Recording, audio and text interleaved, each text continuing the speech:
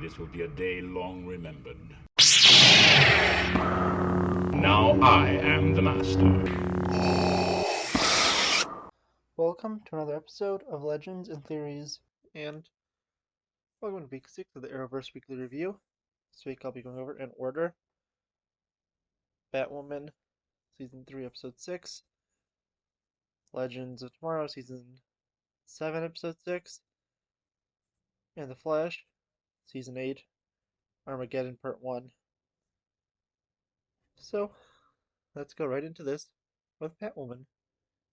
And this was another boring episode, but probably the most interesting one so far, with one of the people turning evil into poison ivy. Yeah, that's about where my compliments end. That still feels very forced and contrived. I also think I might be making a video about how both Supergirl and Batwoman don't work as shows and have been failing. But I don't know if I'm gonna make that yet or not. Let me know in the comments if you'd be interested in that. That's just gonna be, more of my opinion, and it's not gonna be super fact-based one. So, if you're interested in that, let me know. Also, looking at it, yeah, I think that wasn't really much to go over with Batwoman, besides playing my new favorite game to play every Wednesday night after I've watched it. And it's, as you've guessed, probably who played this Batman villain better. So, if you want to see a better incarnation of Poison Ivy, you want to start at the bottom of the barrel, you're going to be going and watching Batman and Robin. And yeah, that's a pretty bad version, but it's slightly better.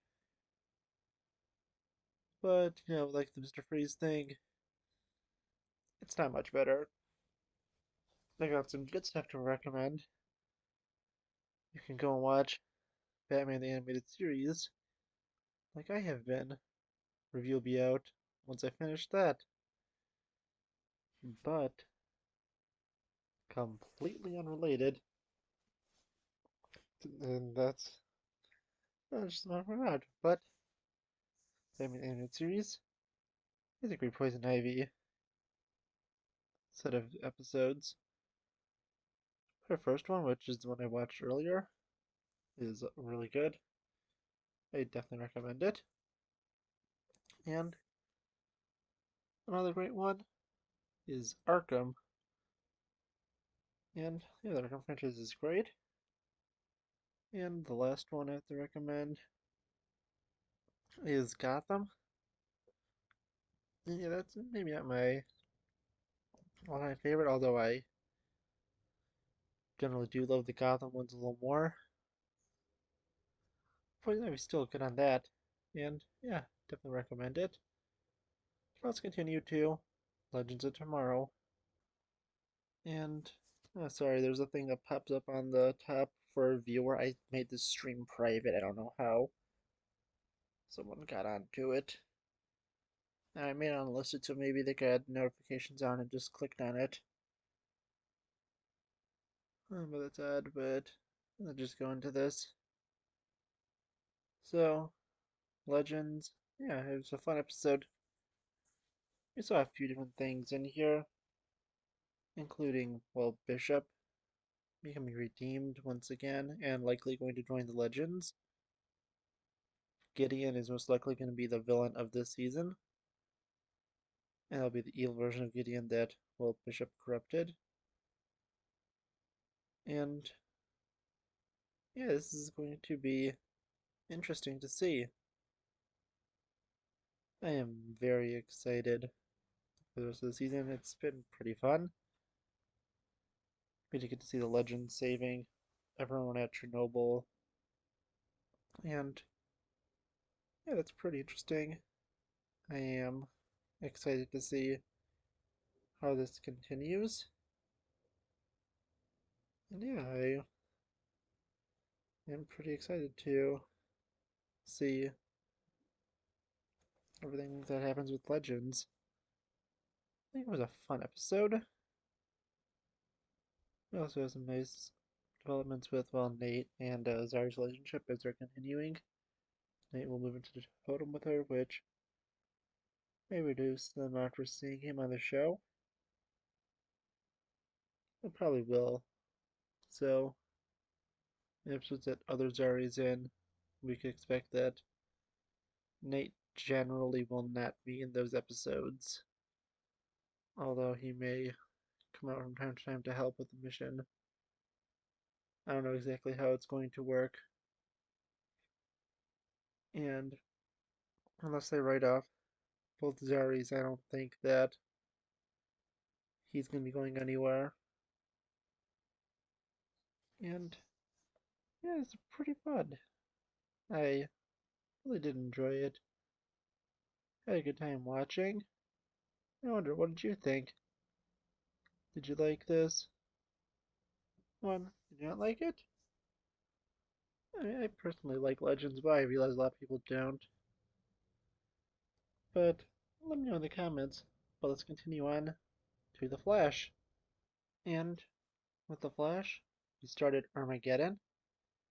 And this was a good start to the crossover.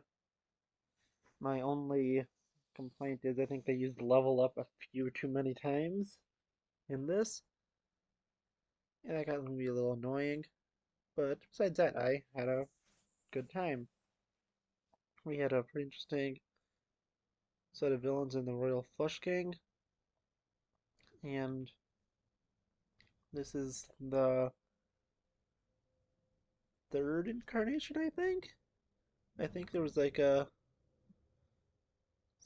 second incarnation that the Flash took down in season one, from what I heard in other, well, reviews and stuff. But that one I am not 100% sure on. But I definitely know there's two, and one of them is definitely not to be reckoned down, because that was the first one that, well, Oliver fought, and the first people he went against that were not on the list. So there's that version of Royal Flush Gang, and then there's this one, and there's one I think that had like a quick cameo in Flash season one, but I'm not even 100% sure on that. But that was an interesting set of villains to have. And I like how the Flash tricked them, although this kind of makes it, unless his power level goes down, he's not going to have too much problems against non-speedster enemies now, because he was just able to take down the Royal Flush Gang with extreme ease. We also have, well, Caitlin finally being ready to get back in a relationship, and this is really since Ronnie, although she was having one with Zoom and Julian. I'm guessing she's just saying that she wasn't really fully ready to have it. Well, of course, if it was Zoom one, she thought it was Jay, but it was actually Zoom. And I'm guessing that didn't help. It looks like we're probably going to be getting a storyline later this season about her, well, finally finding someone to love. I'm interested in seeing about that. Hope it isn't done poorly. And yeah, I think that's pretty cool.